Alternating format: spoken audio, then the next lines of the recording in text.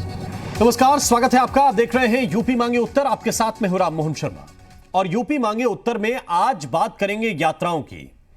यात्रा करना नेताओं के लिए बहुत सामान्य सी बात है, लेकिन जब इन यात्राओं में पार्टी संगठन की प्लानिंग, आला कमान के खास निर्देश और सियासी तामझाम जुड़ जाते हैं तो ये यात्राएं भी खास हो जाती हैं। उत्तर प्रदेश के कोटे से बनाए गए नए केंद्रीय मंत्रियों का परिचय लोकसभा में नहीं हो पाया, तो अब अपने क्षेत्र के अलावा आसपास के 3-4 जिलों में अपनी पहचान कराने के लिए मंत्री जी निकल पड़े हैं। यह प्रधानमंत्री मोदी के प्लान का हिस्सा है, लेकिन यह सिर्फ परिचय और पहचान तक ही सीमित नहीं रह जाएगा, बल्कि उत्तर प्रदेश में 2022 की सियासी तैयारी भी है और जनता का मूड परखने की बारी भी है।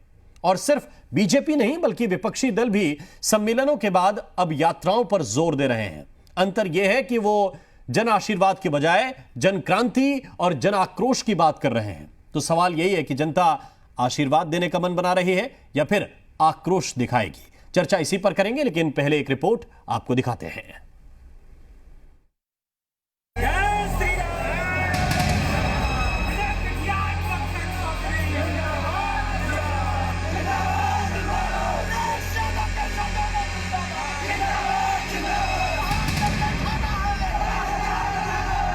उत्तर प्रदेश में सियासी यात्राओं का दौर शुरू हो गया है। सम्मेलनों के बाद ये दूसरी बड़ी सियासी कसरत है। बीजेपी केंद्रीय मंत्रियों के सहारे 3600 किलोमीटर की दूरी नाप रही है। आज से बीजेपी ने जन आशीर्वाद यात्रा का आगाज कर दिया। मकसद जनता के बीच जाकर 2022 के लिए आशीर्वाद मांगना है।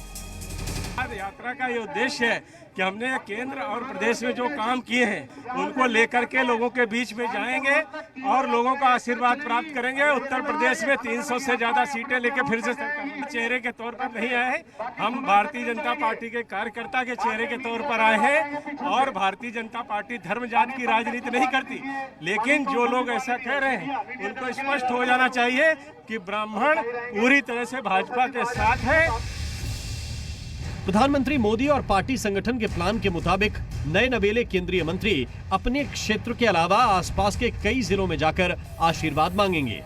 बीजेपी की यात्रा 27 जिलों के 120 से ज्यादा विधानसभा क्षेत्रों में जाएगी, जहां 150 से ज्यादा कार्यक्रम आयोजित होंगे। स्थानीय विधायक और सांसद भी इस यात्रा में शामिल होंगे। यात्रा के दौरान केंद्रीय मंत्री ये भी बताएंगे कि उनके वर्ग को केंद्र की सरकार ने सम्मान दिया है। देखिए, पहली बात तो यात्रा किसी को रिझाने के लिए नहीं है।